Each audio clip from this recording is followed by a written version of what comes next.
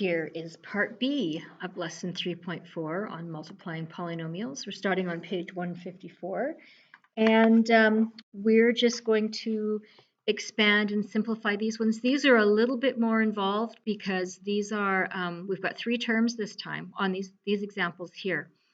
So it doesn't matter what order you multiply these in. For example, if I have 2 times 3 times 4, I can go 2 times 3 equals 6, and then that times 4 is 24. Or I could go 2 times 12, and that equals 24. Or I could even rearrange it and go 2 times 4 times 3. So that's 2 times 4 is 8, times 3 is 24. So this is called the commutative property of multiplication, commutative property. I'm not going to test you on that. I just want you to have heard that phrase before. So it doesn't matter. So do it the easiest way. For this one, I would say the easiest way is going to be to multiply my 5 through one of these terms, because then I'm doing like a binomial times a binomial instead of something times a trinomial. But it doesn't matter. You will get the same answer either way. So if I do this, I get 10x minus 15 times x minus 6. And now I have to FOIL this out. So 10x times x is 10x squared. 10x times negative 6 is minus 60x. Minus 15 times x is minus 15x. And then minus 15 times minus 6 is, that's 90, right? I think. Okay, and then I've got to combine my like terms, which means these middle two terms are like terms. So I've got 10x squared minus 75x plus 90. Okay, this example. Now this one, I would say do the squaring first, because the squaring is like a shortcut that we know. So, but again, it doesn't matter. You will get the same answer. But that's what I would do. I would go, this is 7p plus 3. And so I've got negative 8 times 49p squared plus 21. That's going to be 42p plus 9. And now I'm going to multiply all of that times negative 8. So I'm going to pull up my calculator, and I get negative 392p squared minus 336p minus 72. Okay, there you go. Now these ones, with expand and simplify, what you have to pay attention to here is the order of operations.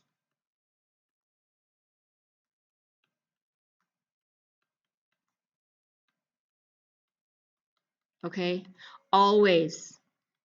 You always have to consider your order of operations. There's no time when it doesn't matter. You're always doing it. Okay, but here we're going to multiply this, and we're going to multiply this, and then we're going to go whatever this comes out to minus whatever this comes out to. So brackets are going to be really, really important. Okay, so when I do this part, I'm going to do these first brackets in gray. Okay, so if I go, this is a difference of squares, so this is just going to be x squared minus 25. Okay, and then I'm going to subtract, and I'm going to do these brackets in red, and I'll tell you why I'm doing that in a minute. But now I'm going to go this is going to be x squared plus 8x plus 2x plus 16. Okay, and then we need to combine some terms over here, so I'm just going to rewrite the whole thing. So I've got x squared minus 25 in brackets minus x squared plus 10x plus 16. Now, eventually, when you get more comfortable with doing this, multiplying things out, you'll actually skip this step. You'll go, that's going to be 8x plus 2x is 10x, and like you'll go straight to this part of it here. But like with everything else in math, don't do that until you absolutely know you're going to get it correct 100% of the time. Okay, don't take shortcuts until you really can use them. Now, I want you to take a minute and think about why I did these brackets in different colors.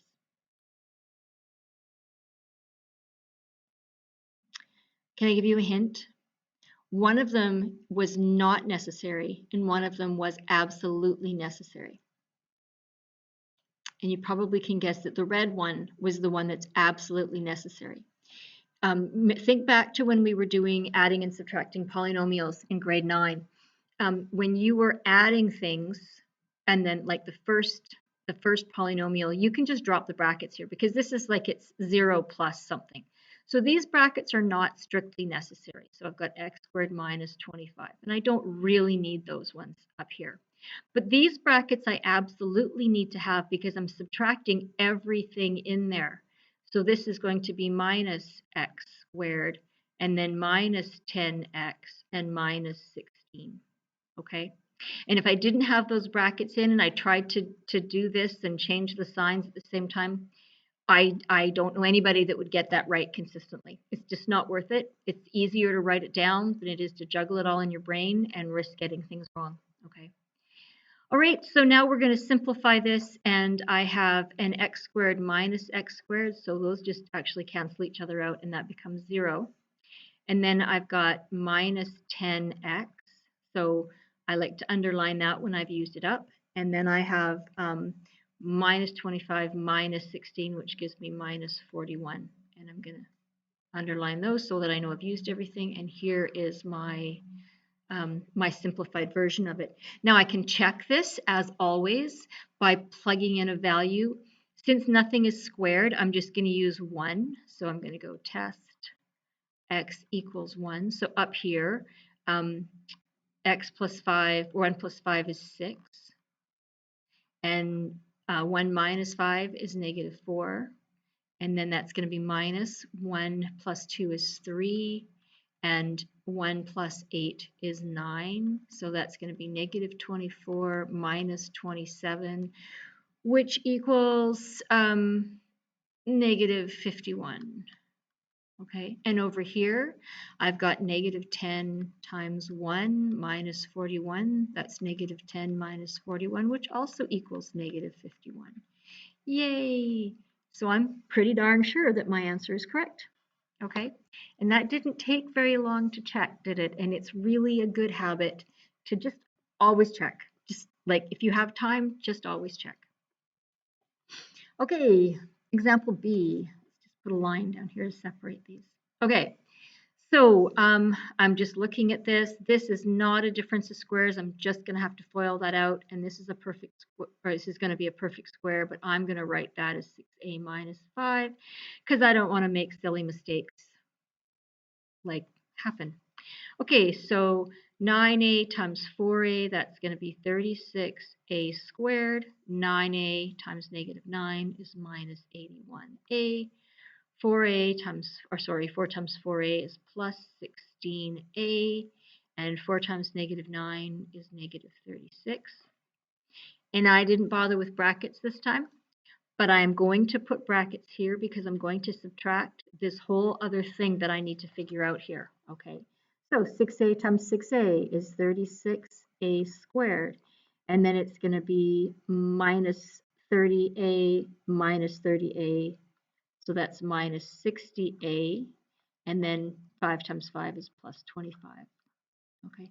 So you see that I'm sort of taking different shortcuts on different parts of it. There were no shortcuts really over here.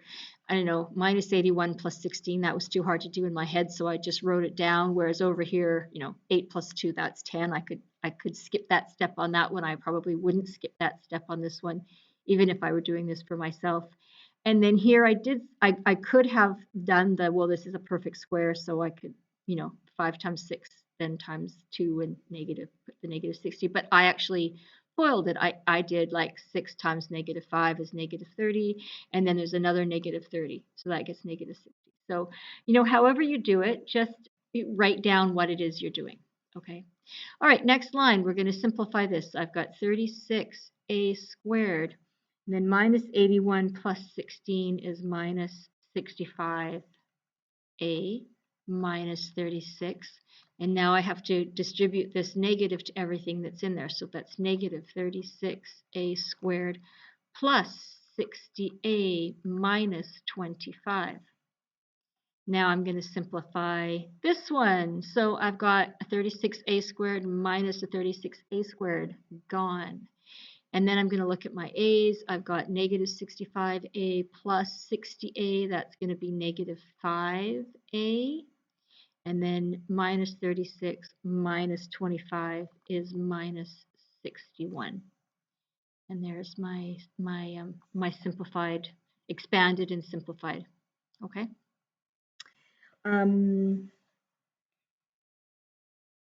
More practice. I don't know, maybe pause and try this one.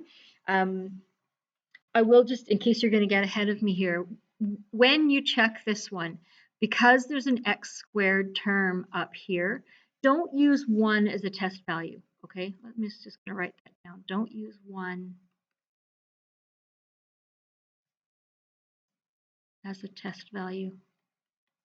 Because whether you have 1 squared or 1 cubed or just 1 times 1, it doesn't catch the errors if you have the wrong power there, okay? Because 1 cubed and 1 squared are the same thing. So 2 is better as a test value because 2 squared is not the same as 2.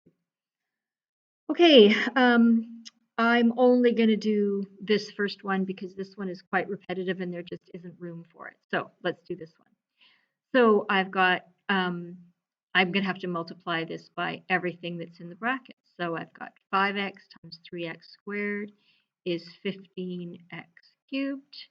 And then 5x times minus 7x is negative 35x squared plus 5x.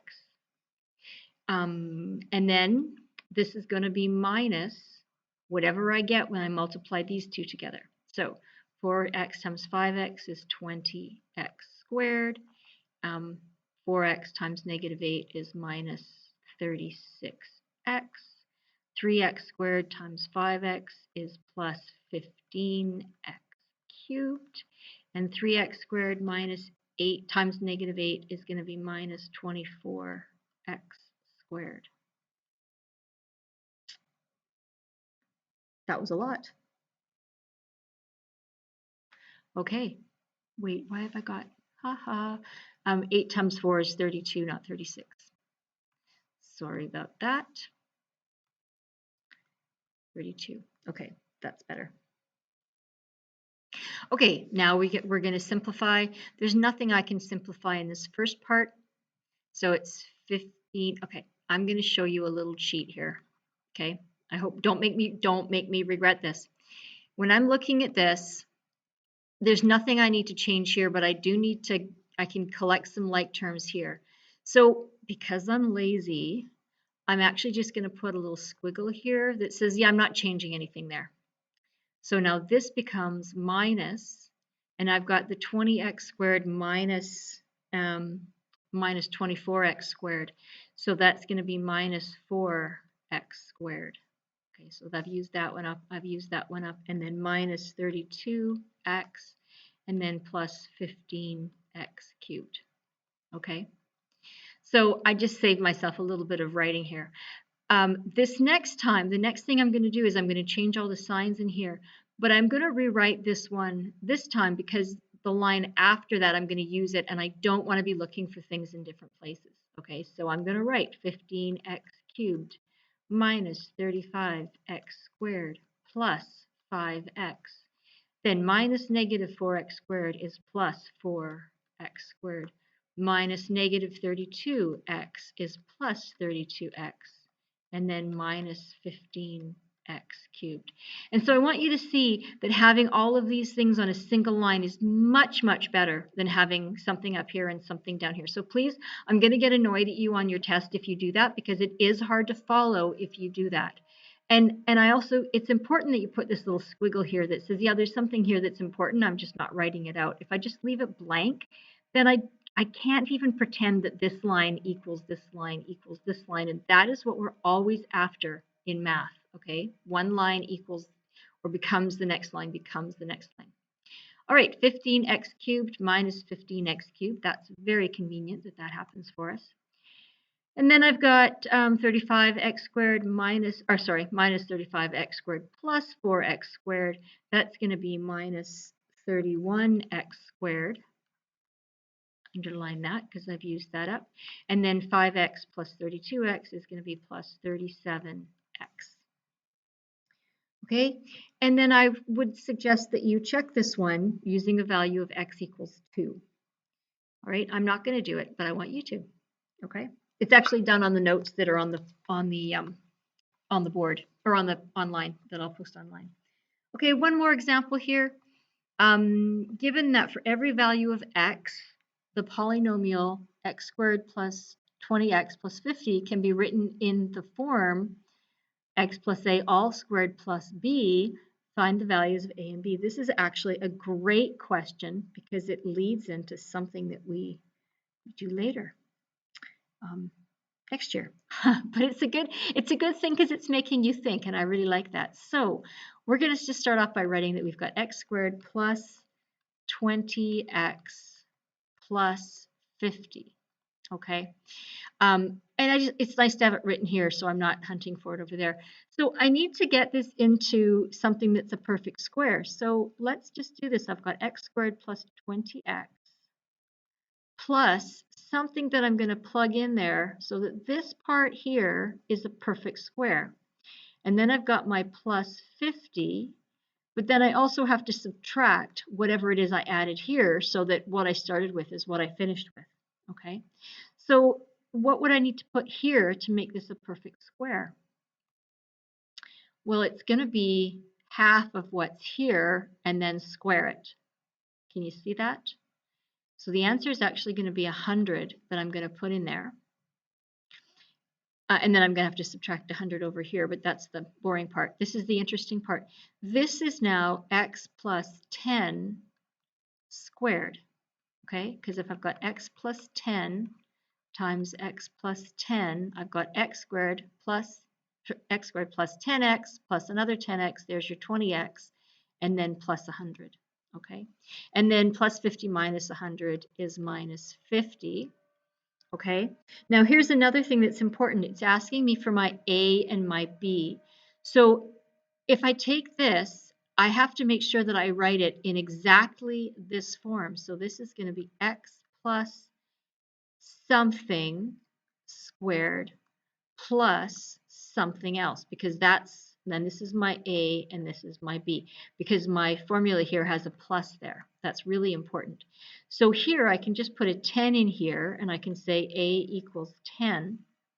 But what do I have to put over here so that what I have here is equivalent to this? I have to put minus 50.